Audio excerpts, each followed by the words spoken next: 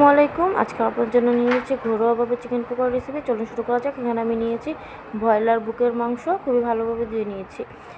আচ্ছা, চলুন শুরু করা যাক। এখন আমি নিয়েছি এখানে 1 চামচের মতন আদা রসুন বাটা, নিয়েছি 1 চামচের মতন লবণ, 1 চামচের মতন রেগুলার রান্নার গুঁড়ামরিচ, তার সাথে দিয়েছি 1 চামচের মতন ধনিয়া গুঁড়া, সামান্য পরিমাণে দিয়েছি টেস্টিং সল্ট স্বাদটা বাড়ানোর জন্য।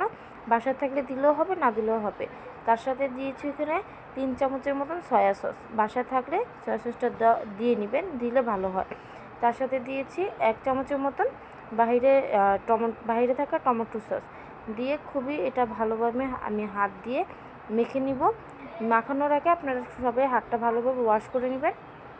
এই তো আমি এটাকে মাখিয়ে নিচ্ছি। যত ভালো মাখাবেন খেতে ভালো লাগবে। এটাকে আমি 8-10 ঘন্টার জন্য এটা রেস্টের জন্য রেখে দিয়েছি। আচ্ছা, এর সাথে আমরা অ্যাড করব হচ্ছে একটা ডিম। পুরো ডিমটা দিব না, এখানে পরিমাণ কম, তার জন্য আমি একটা ডিমের অর্ধেকটুকু দিয়েছি। এই অর্ধেকটুকু দিলেই হবে, বেশি দিলে এটা বেশি আর পানি জাতীয় হয়ে যাবে, লিকুইড টাইপের হয়ে যাবে, তার জন্য আমি কমই দিয়েছি। আর তার সাথে অ্যাড করেছি 2 চামচের মতন কর্নফ্লাওয়ার। চেষ্টা করবেন কর্নফ্লাওয়ারটা দিলে কি খেতে ভালো লাগে, মচমচে হয়। তার সাথে দিয়েছি 2 চামচের মতন ময়দা।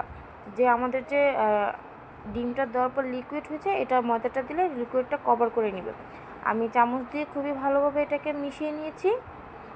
এটাকে খুবই ভালোভাবে মিশাতে হবে। ভালোভাবে মিশালে এক একটার সাথে এক একটা মশলা খুবই ভালোভাবে মিশে যাবে, গোস্তের ভিতরে মশলাটা ঢুকে যাবে।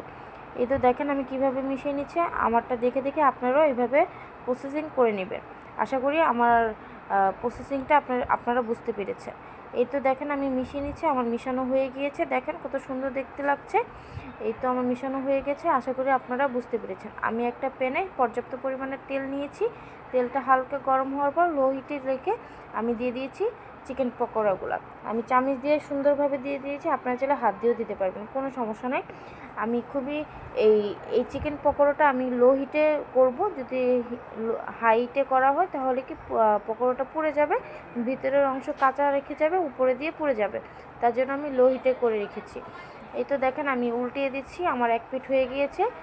ব্রাউন কালার হওয়ার পর এক পিঠ উল্টিয়ে দিয়েছি। আমি এটাকে আরও 5 মিনিটের জন্য ভেজে নেব, যেন ভিতরটা খুবই ভালোভাবে সিদ্ধ হয়ে যায়। আশা করি আমার ভিডিওটা আপনাদের ভালো লাগবে। যদি ভালো লেগে থাকে তাহলে লাইক, কমেন্ট এবং সাবস্ক্রাইব করে দেবেন, আর বেল আইকন দিয়ে আমার পাশে থাকবেন। আমি যে কোনো ভিডিও দিলে আপনারা জানেন সঙ্গে সঙ্গে পেয়ে যান। এই দেখেন আমার ভাজা হয়ে গিয়েছে, আপনাদের জন্য পরিবেশন করে দেখেছি। এই চিকেন পকোড়া ছোট বড় সবাই খেতে খুবই পছন্দ করে। আশা করি আপনাদের বাচ্চাদেরকে করে খাওয়ালে ভালো লাগবে।